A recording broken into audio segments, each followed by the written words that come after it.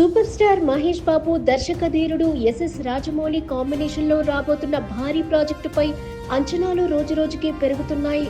ఈ సినిమాను 2027లో విడుదల చేసేందుకు ప్లాన్ చేస్తున్నారు.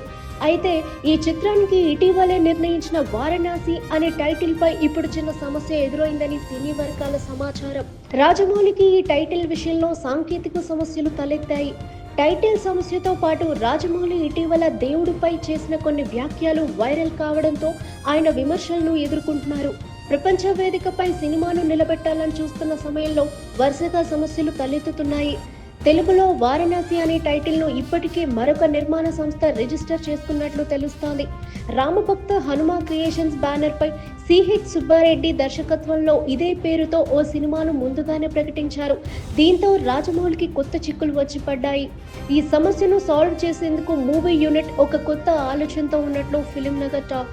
తెలుగు వెర్షన్కు టైటిల్ను మార్చి రాజమౌళి వారణాసి అని విడుదల చేయాలని మేకర్స్ ఆలోచిస్తున్నారట. గతంలో కూడా మహేష్ బాబు నటించిన కలేజాను మహేష్ కలేజాగా, శేఖర్ కముల కుబేరా చిత్రాన్ని శేఖర్ కముల కుబేరాగా మార్చి విడుదల చేసిన సంగతి తెలిసిందే.